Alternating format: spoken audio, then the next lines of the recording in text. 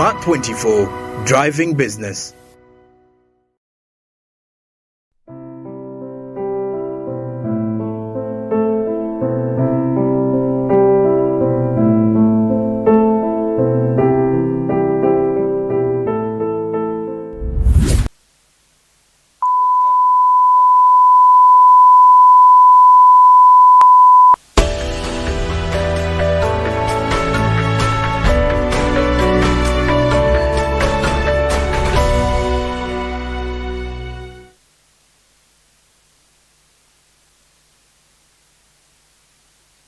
Welcome back from the break, and we are still talking about empowering women entrepreneurs, strategies for success in starting and growing a business.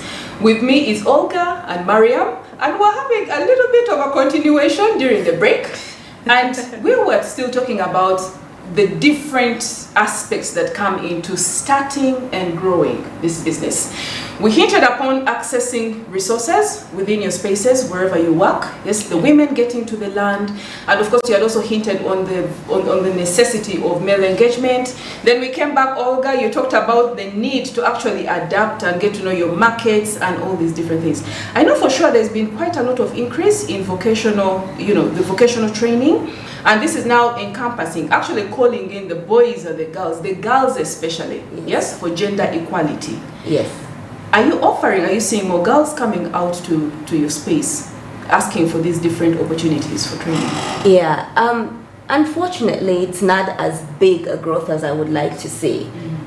We've had, maybe one or two, say, female mechanics trickle in, especially for training, because we do vocational training at Wallace Simbis Garage. So we offer students who are in the mechanical engineering programs across the country, from any university. We do offer that training.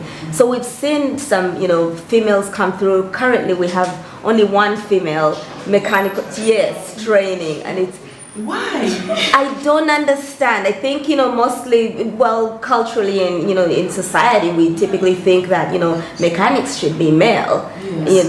And so when we think about a dealership, we're thinking about, who were the main employees. These would be the mechanics, people in that field, or salespeople dealing with vehicles.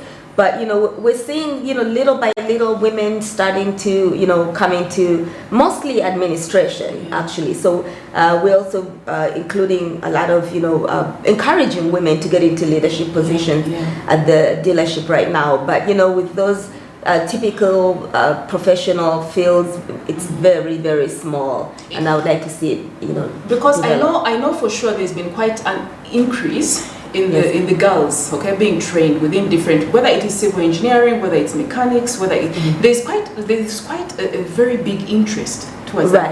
And I also know that statistics point out that when the woman comes into a space and is embraced, yes, there's a decrease in labor conflict. There's a decrease, yes, in the turnover.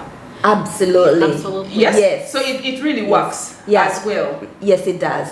Yeah, one thing that we've seen at Wallace Simbis Garage, rest in peace, my late mother was the managing director of Wallace Simbis Garage. What we've seen, in the company is the encouragement of women in leadership. So that's one area that's really, helped the company continue to grow.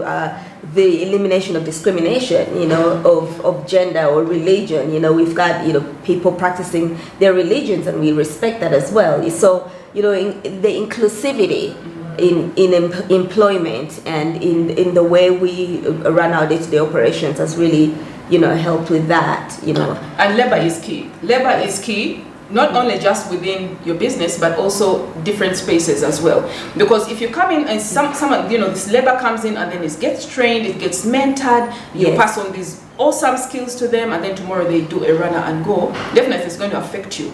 Oh, absolutely. Yes, it is. So, because training is an investment. It is.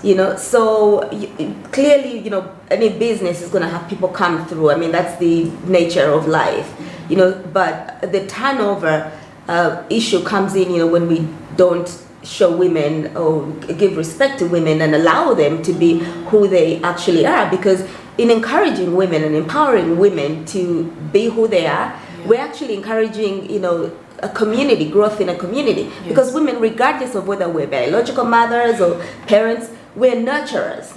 So we're naturally going to take care of, one, the business, but then, ultimately the community, ultimately the nation. Yeah. So when we allow women to be who they are and when we encourage them in the positions that they are, then, we're really allowing growth to happen.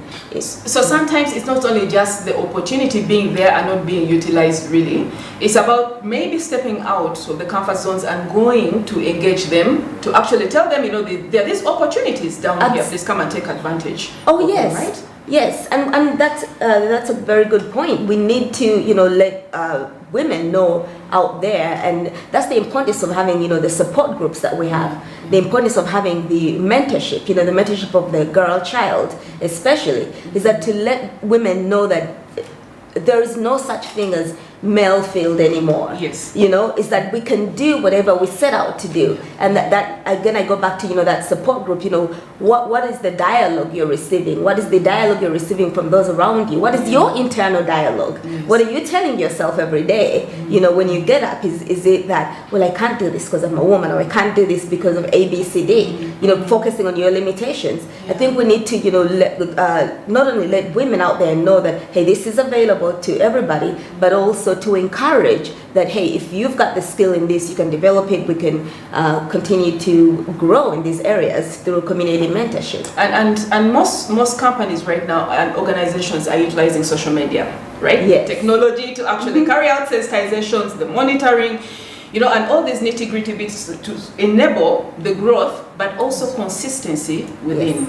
You talked about, even as we talked about engagement over social media, you just hinted a little bit on male engagement.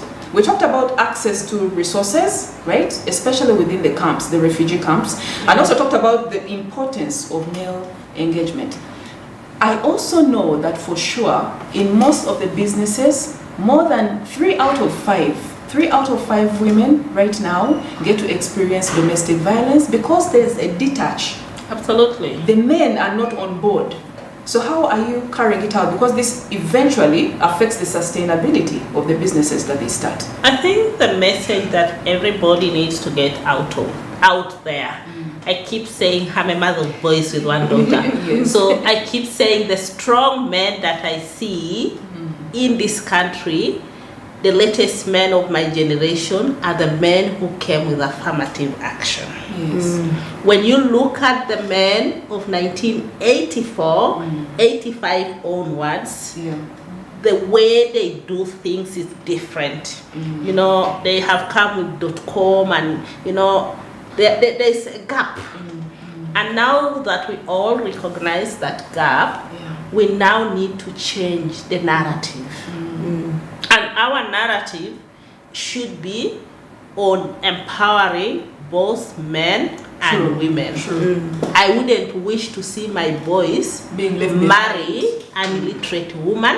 I wouldn't want to see my only daughter marry an illiterate, impoverished man. That is a fact. Yes. So if we want men and women to be on the same board, they have to be capacitated together. But first wait, Mariam. First wait, just a little bit. We have there's quite a lot of research being done, especially on the boy child. Yes, the situation of the boy child right now, which is immediately linked back, definitely, to the girl, to the woman, within these particular systems. Absolutely. Now, even as they brought in affirmative action, we're going to just skim over it. We'll not go deep into it. Even as they talked about affirmative action, they have enabled the girl to come up. Yes, exactly. They are taking resources. You are taking, let's even make it particular. You are taking resources down to them. Now let's bring. We are taking resources down to the woman. You don't want to die alone. Right. We are taking resources down to the woman, empowering her, enabling her, and also bringing the man and saying, you know what, it is for the betterment of the entire family, of the entire community. There's quite a lot of incidents of domestic violence up in the north and vehemence towards some of these empowerment drives that bring in the women. Is it the attitude? Is it the way the message is being cut across? What is happening? Beyond the attitude, beyond the culture, there have been, this is my 21st year in civil society, there has been a deliberate effort to empower women. Yes. And a lot of effort, time, resources have been put there. And this boy child has been neglected. Yes. If you want to empower a woman and give a woman the space she deserves and achieve gender equality, it has to be a girl child, a boy child, a man and a woman together. Yes.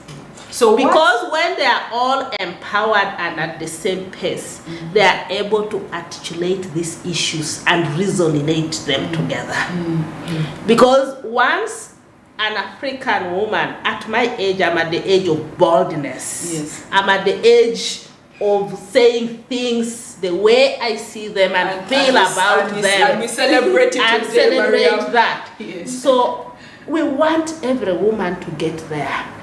So when we get more empowered and have the resources to move the agenda, and the man, you know, the ego of the man will always be affected because he doesn't have the power that you now have. Yes. When you try to put that voice, the stereotyping now comes up.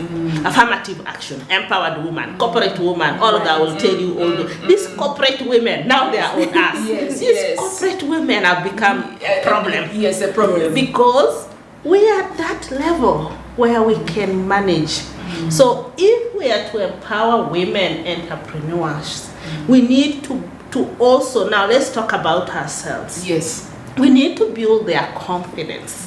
We need to help the women understand that they can do everything that a man can do except to make themselves pregnant. Yes.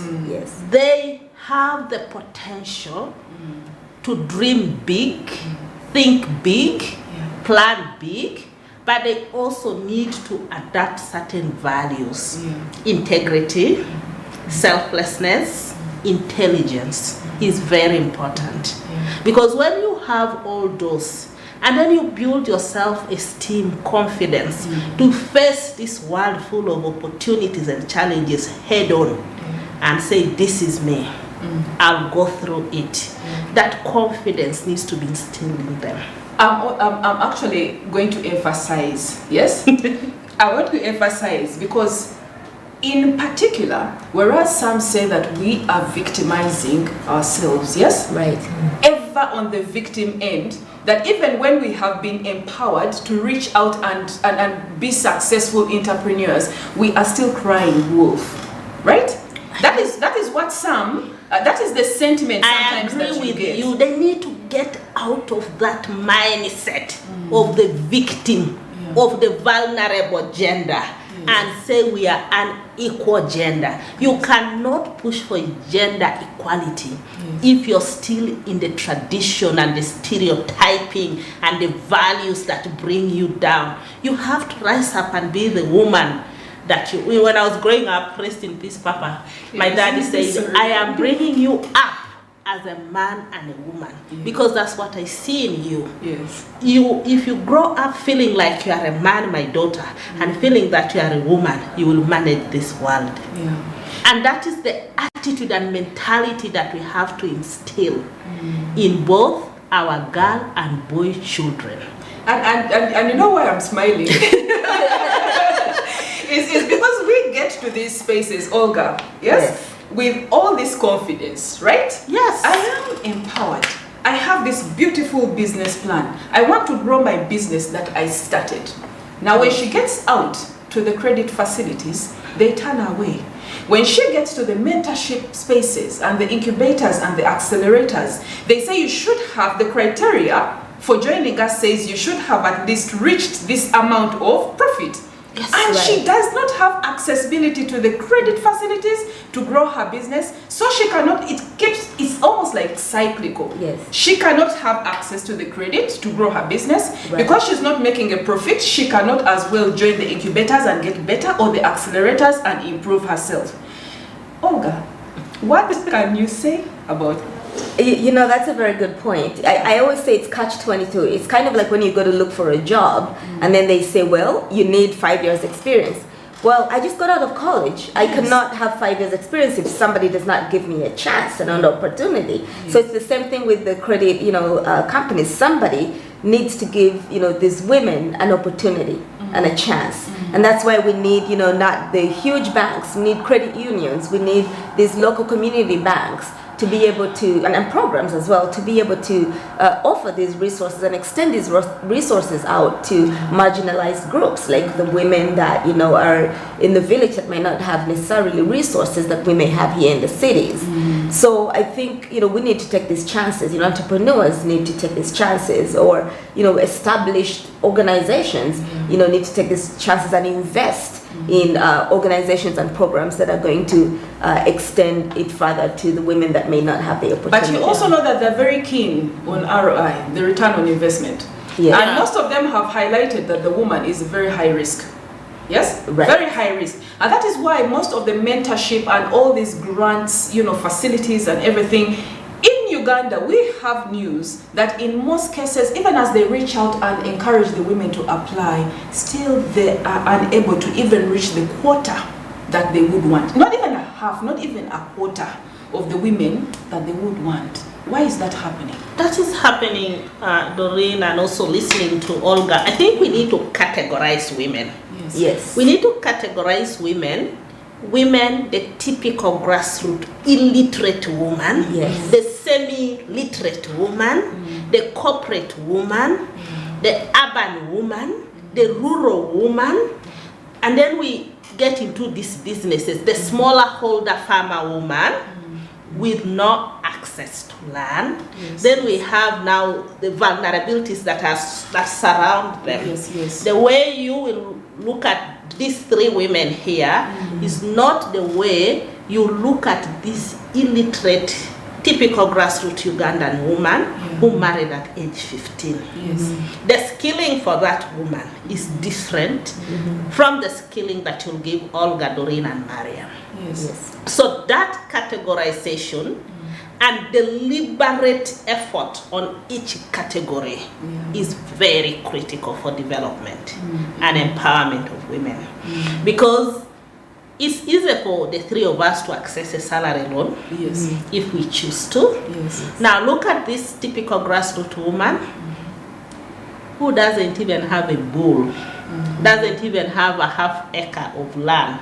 It's where her household is all that she has. The credit facilities want asset to be attached. They don't have the assets. So what are we going to do to gain the confidence of this woman is to first expose her to her own village saving schemes. Yes. But even those groups need to be helped to embrace. When I was doing the campaign, I say the group that has this people with disability, elderly, and this will be the one that will receive all the high quality yielding seeds that we are providing. You needed to see how many of them ran for those people. So ensuring that the people, these groups are well balanced and they are helping each other, supporting them. One thing that I have, the statistics that probably we as women would be interested in knowing, even now that with the parish development model, in the parish development model groups, how many of these groups are actually women, and how are they thriving? But with the 17 million per guy. Mariam, yes, please. Before we get to something, yes? Because sometimes I believe the numbers are on the surface. Yes. The numbers are on the surface. The representation, all the reporting, not all, some of the reporting is on the surface. Yes. And right now, because everything is evidence-based, everything is numerical, especially when it comes to organization programming and all these evaluation systems. Yes, they tend to really be focused so many times on the statistics. But the reality about it, yes, as you want statistics, is that in most cases, yes, the grassroots woman received the money, but guess who took the money? The husband got it from her. That is the story that we want as an advocacy person. Numbers, create impression. Yeah. Voices create empathy. Now, who is? I need the numbers. I need the voices to speak to the policy makers. Who is the final recipient? So we've seen, there's this mindset. So these vulnerabilities and everything. We've also seen drunkard and irresponsible women, and also drunkard and irresponsible men. So there are certain things we may not be able to moralize, but there are things that we can do and be held accountable for. Ensuring that there is deliberate involvement. Mindset change is one of the pillars under the parish development model, and how I wish government could invest resources to deal with these attitudes, these beliefs, these things where somebody will sell an egg to buy a soda for a sick child is a mindset issue. Right. So these are the realities that we have to talk about and take them down to the communities. The communities are very receptive. When I started the campaign, the district local governments of Adjumani and Yumbe were saying, Mariam, do you think we'll make it? I said, give me a chance and let's work together.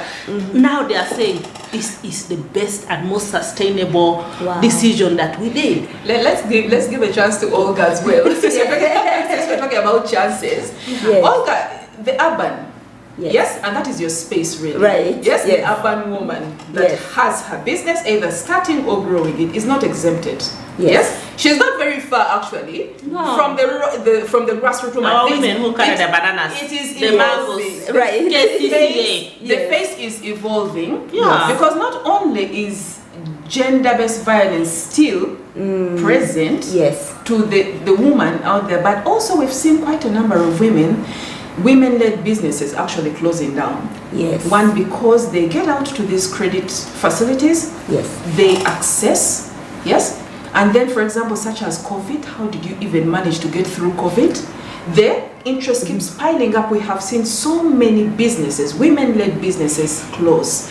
Why? What do you think can be done? Yes, or what would you, coming from the perspective, of your business, what do you think can be done to ensure that when you get out and get this credit that is being really thrown to you and you're being encouraged to take it, sometimes even bullied for not taking it, and you don't, and how do you make sure that you don't lose it all in that? Yeah, I think I've touched on this, a little bit, is getting mentorship.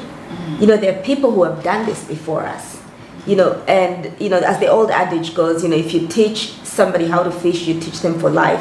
And if you feed them, if you give them something, you feed them for a day.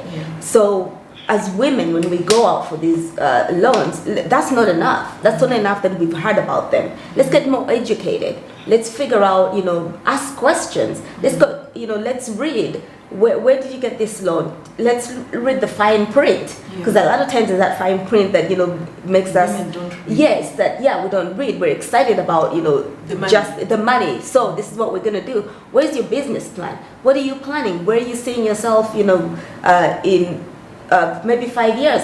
How long is it gonna take you realistically to pay this back? So is this the amount that you should have taken, or should you have taken less?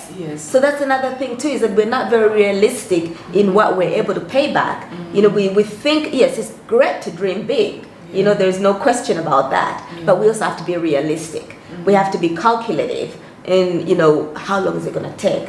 How much more do I need? Really, am I located in the right geographic location, really, for my business to grow? Do you know what comes to mind? Yes, Doreen. It's weird that the woman entrepreneur across the societal, the strata, really gets to face the same challenges every day. You see? You are talking about, know how much you can take on. Right. Really? Yes. And that is normally part of the urban, the problem with the urban woman. Okay. Yes. How much is she? Because she has all these facilities, throwing her credit and urging her to grow, because they get to benefit as well. Absolutely. But there is a lot of caution. Yes. And that is the weird thing about it. The grassroots woman, in most cases, is cautious about accessing credit. Do you think so? Yes, they are. They are very careful. First of all, if she's not in a very stable relationship, a stable marriage, if she's not very certain of what it takes to sustain and pay back that loan. And then also the other realities about us women that everybody forgets is that sometimes you can actually genuinely take it up, and then so many social problems before this woman.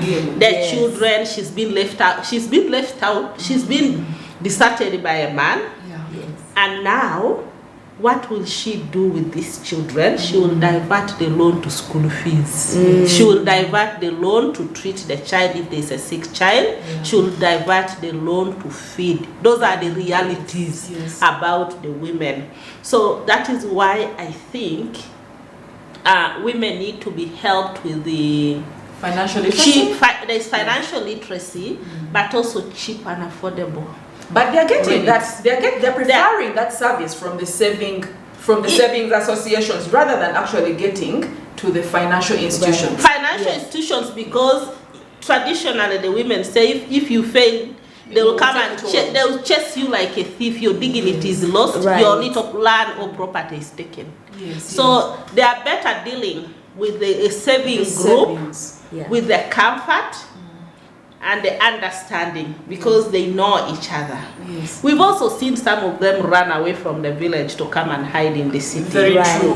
Very true. Yes, the shrewdness, the everything about it cuts across. So a lot of financial literacy is very critical, and then also generally getting back to families, to getting the sisters and brothers to share property. Land is becoming smaller and smaller. So how do families help their daughters to have an asset at home is also another mindset thing that needs to be discussed. And for a woman-led business to grow, there must be capital involved. There must be that injection of capital. I also know for certain that some of the women that we have spoken to, and this is almost like a sentiment sometimes, they say, it comes down even to the cars, by the way, that we drive, right? And they say we want to drive the smaller cars because we want to micromanage. Yes, right. You've heard of it. You've heard of it. Absolutely, right? Yes, we want to make sure that we are stepping on with our feet so that we are in touch, and this cuts across apparently to the businesses as well, because we don't want to hire a bigger team. We don't want to get into partnerships, because they will distract us. And then in addition to that, we do not want to access this credit facility because they'll come and take over my business, which hampers growth. So absolutely, and the fear of competition. Is that you being within that particular space, in which it is very prevalent. Well, what are you seeing from your side? What I see, and speaking for myself as a woman, is like we women, as you mentioned, we like to micromanage. Think about even homes. We want to be involved in every single thing. You want to take care of the children. You want to take care of, what meals are being had. You want to take care of all the decisions that are happening in the home. So you want to be in control. What we're afraid of in business is that we think that if we grow, it's going to be not manageable. It's going to be unmanageable. It's going to become this huge thing that's out of control. What we don't realize is that we need to let go.